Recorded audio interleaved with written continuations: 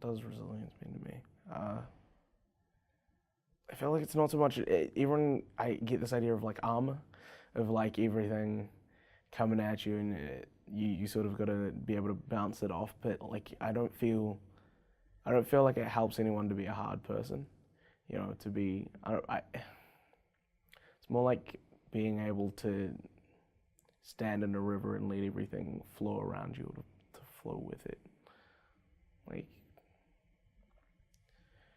being able to not let the things around you bother you so much, rather than have you be, you know, impervious to them. Just accept that they are that way and you learn to deal with it. I think for me, a hard time was just from about 6 or 7 till about 17. I just wasn't happy during that period. Like, I'm not sure if I had depression. I didn't get diagnosed or anything, but I just was not happy. We had like motivational speakers at school, and you'd see videos online, people saying it gets better, and it was, you never know if it does. Like, when you're in that, like, it's easy to look at everyone else being happy and think, well, what if I'm not them? Like, what if I push through this for another 10 years and it doesn't end, another 20, another 30, and it's terrifying. It's easy to think I could just give up now. But I held out. I managed to keep going through that, and I'm really happy at the moment. Like, my life has been fantastic this past, like, the whole year really. Like, since last March has been amazing. I've just waken up every day with a smile on my face, and I never thought my life would be like that, and it's great. Being in that situation, it was really hard to come up with solutions. I just couldn't think at all. It was like a giant fog over me.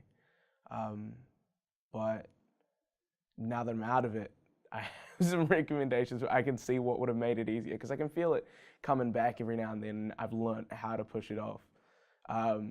Step 1 is look after yourself. Like, do the dishes, clean your room, take a shower, and eat healthy. Like, if you feel like garbage, when you feel like garbage, you have no energy. Like, you can't put the effort into anything. It's like, I am too tired to do this, or I just don't feel like it, or fuck it, I'm gonna eat fast food every day this week. But like, that'll just pull you deeper and deeper in the hole. You need to take a stand and be like, okay, today I'm making the effort to eat an apple in the morning. I'm going to do those dishes. I am going to make sure I'm on time to this thing today. And you don't need to be perfect, like, but just look after yourself as number 1, and know that it does get better and you will get through this. This is not your whole life. It's just a part of it. What's helped me be a lot more confident, and I think helped me with like social interaction in general, and just like myself, is not caring what anyone else thinks, and not in the sort of way where like I don't care, you know, like fuck you or whatever. Just that, like, if someone likes me, they like me, and if they don't, they don't. And either way, that doesn't bother me. You know, I'm not annoyed by that. That's just the way it is. So it's helped me think, like, I'll look in the mirror and maybe I do have a bit of pudge on my tummy, or maybe my eye's a little bit lopsided, and I'm like, that's fine. Like, it doesn't bother me that that's how it is. That's just how it is. My girlfriend is definitely the most important thing to me. She really pulled me out of this. I was going through the worst part of it. It had been just after my auntie died, and I had come back to school. We'd to finish with the funeral, whatever. I was down there for a couple of weeks. And then I was just, like, I didn't realize it was affecting me, because I got over it. I immediately, as soon as I heard the news, I just went into a place by myself and repeated it over and over again. She's dead, she's dead, she's dead.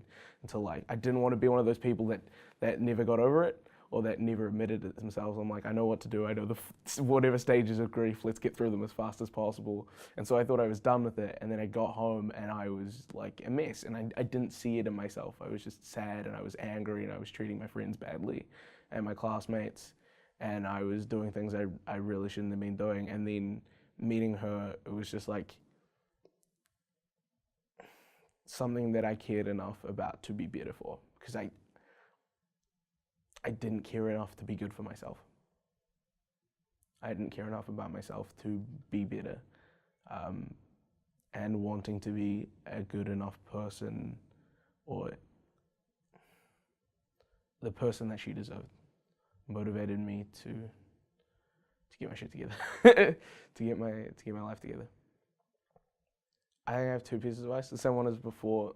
For anyone who's struggling at the moment, okay, 3 pieces of advice. I mean, that's not one, but I'll do it anyway. First one is, it gets better. And I know everyone tells you that, and I know every time you're like, yeah, but does it? It actually does. Like, it does get better. The way you feel right now is horrible, but trust me, it honestly gets better. 2, look after yourself. Dishes, eat good food, take a shower every day. 3 is do what, like a lot of people that I've found are struggling or depressed are in situations that they don't like they're at a school that they're not happy with, or at a job that they don't like, or they're staying with family members that treat them like garbage.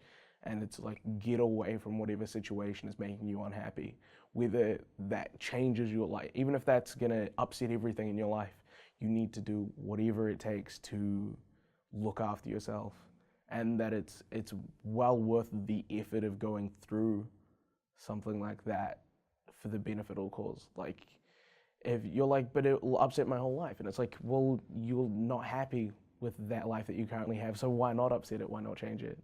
It can only get better.